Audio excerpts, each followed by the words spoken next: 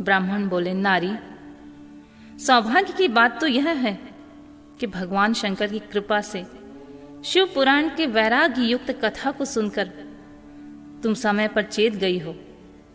ब्राह्मण पत्नी, तुम डरो मत, भगवान शिव की शरण में जाओ। शिव की कृपा से सारा पाप तत्काल नष्ट हो जाता है। मैं तुमसे भगवान शिव की कार्तिक कथा से युक्त उस परम वस्तु का वर्णन करूंगा जिससे तुम्हें सदा सुख देने वाली उत्तम गति प्राप्त होगी।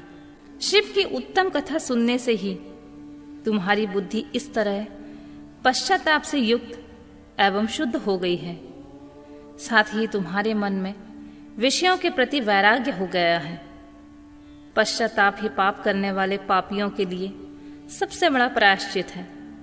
सत्पुरुषों ने सबके लिए पश्चाताप को ही समस्त पापों का शोधक बताया है। पश्चाताप से ही पाप की शुद्धि होती है। जो पश्चाताप करता है वही वास्तव में पापों का प्रायश्चित करता है, क्योंकि सत्पुरुषों ने समस्त पापों की शुद्धि के लिए जैसे प्रायश्चित का उपदेश किया है, वह सब पश्चाताप से संपन्न हो जाता है। जो पुरुष विधि पूर्वक प्रायश्चित करके निर्भय हो जाता है, वह अपने कुकर्म के लिए पश्चाताप नहीं करता है। उसे प्रायः उत्तम गति नहीं प्राप्त होती है, परंतु जिसे अपने कुकृत्य पर हार्दिक पश्चाताप होता है, वह अवश्य उत्तम गति का भागी होता है। इसमें संशय नहीं है।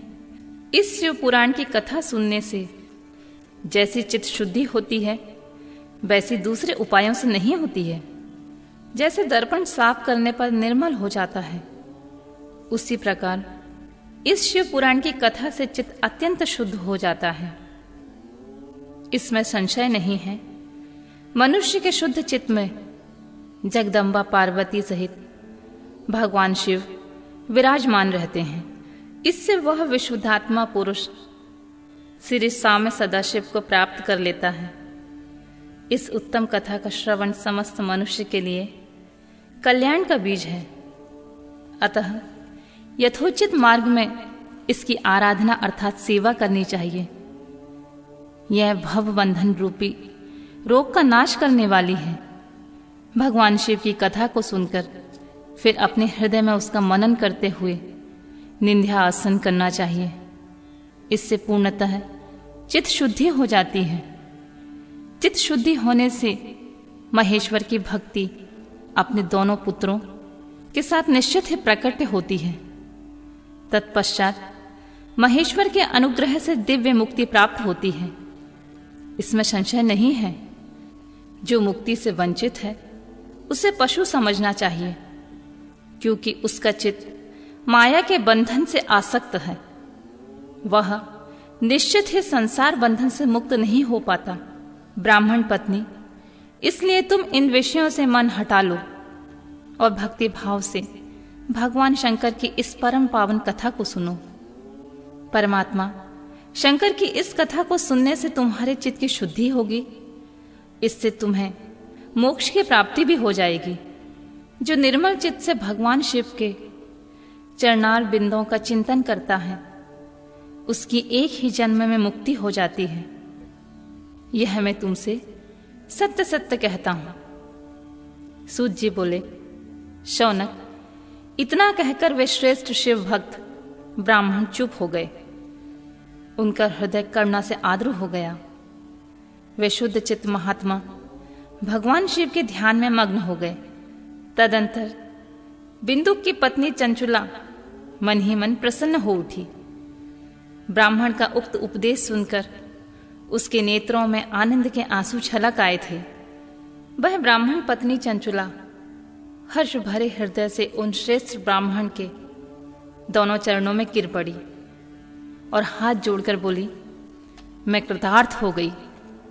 तत्पश्चात उठकर वैराग्य युक्त उत्तम बुद्धि वाली वह स्त्री जो अपने पापों के कारण आतंकित थी, उन महान शिव भक्त ब्राह्मण से हाथ जोड़कर गद्यवाणी से बोली।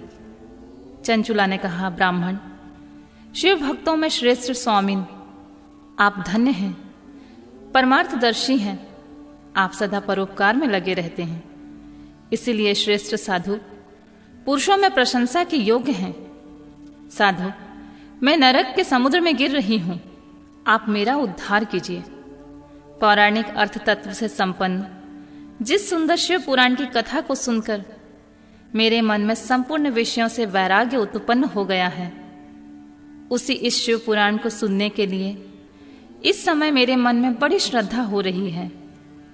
सूत जी कहते हैं, ऐसा कहकर हाथ जोड़कर उनका अनुग्रह पाकर चंचुला उस शिव पुराण की कथा को सुनने की इच्छा मन में लिए हुए उन ब्राह्मण देवता की सेवा में तत्पर होने के लिए वहां रहने लगी। तदंतर शिव भक्तों में श्रेष्ठ और शुद्ध बुद्धि वाले ब्राह्मण देव ने उसी स्थान पर उस स्त्री को शिव पुराण की उत्तम कथा सुनाई। इस प्रकार उस गौकर्ण नामक महाक्षेत्र में स्त्री ने परम उत्तम कथा सुनी, जो भक्ति, ज्ञान और वैराग्य बढ़ाने वाली तथा मुक्ति देने वाली है। उस परम उत्तम कथा को सुनकर वह ब्राह्मण पत्नी अत्यंत कृतार्थ हो गई। उसका चित्त शुद्ध हो गया। फिर भगवान शिव के अनुग्रह से उसके हृदय में शिव के सद्गुण रूप का चिंतन होने लगा। इस प्रकार उसने भगवान शिव में लगी रहने वाली उत्तम बुद्धि पाकर शिव के सच्चिदानंदमय स्वरूप का बारंबार चिंतन आरंभ किया। तत्पश्चात समय के पूरे होने पर भक्ति, ज्ञान और वैराग्य से युक्त चंचुला ने अपने शरीर को बिना किसी कष्ट के त्याग दिया। इतने में ही त्रिपुर शत्रु भगवान शिव का भेजा हुआ एक दिव्य विमान द्रुत गति से वहां पहुंचा, जो उनके अपने गणों से संयुक्त और भली भांति के शोभा साधनों से संपन्न था। चंचुला उस विमान पर आरूढ़ हुई और भगवान शिव के श्रेष्ठ पार्षदों ने उसे तत्काल शिवपुरी में पहुंचा दिया। उसके सारे मल धुल गए थे।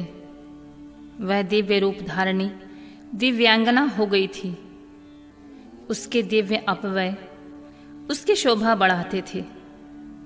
मस्तक पर अर्धचंद्राकार का मुकुट धारण किए वह गौरांगी देवी शोभा वाली दिव्य आभूषण से विभूषित थी। शिवपुरी में पहुंचकर उसने सनातन देवता त्रिनेत्रधारी महादेव जी को देखा। सभी मुख्य मुख्य देवता उनकी सेवा में खड़े थे। गणेश, भृंगी, नंदीश्वर तथा वीरभद्रेश्वर आदि उनकी सेवा में उत्तम भक्ति भाव से उपस्थित थे। उनकी अंग क्रांति करोड़ों सूर्यों के समान प्रकाशित हो रही थी। कंठ में नील चिन्ह शोभा पाता था। 5 मुख और प्रत्येक मुख में 3-3 नेत्र थे। मस्तक पर अर्धचंद्राकार मुकुट शोभा देता था। उन्होंने अपने बांग भाग में गौरी देवी को बिठा रखा था, जो विद्युत पूज्य के समान प्रकाशित हो रही थीं। गौरीपति महादेव जी की क्रांति कपूर के समान गौर थी। उनका सारा शरीर श्वेत भस्म से भ्राषित था। शरीर पर श्वेत वस्त्र शोभा पा रहे थे। इस प्रकार परम उज्ज्वल भगवान शंकर का दर्शन करके वह ब्रह्मपत्नी चंचुला बहुत प्रसन्न हुई। अत्यंत प्रीति युक्त होकर उसने बड़ी उतावली के साथ भगवान को बारंबार प्रणाम किया। फिर हाथ जोड़कर बड़े प्रेम, आदर और आनंद संतोष से युक्त होकर विनीत भाव से खड़ी हो गई। उसके नेत्रों में आनंद अश्रुओं की अविरल धारा बहने लगी तथा संपूर्ण शरीर में रोमांच हो गया। उसी समय भगवती पार्वती और भगवान शंकर ने उसे बड़ी करुणा के साथ अपने पास बुलाया और सौम्य दृष्टि उसके ऊपर डाली। पार्वती जी ने दिव्य रूप धारणी बिंदु प्रिया चंचुला को प्रेम पूर्वक अपनी सखी बना लिया।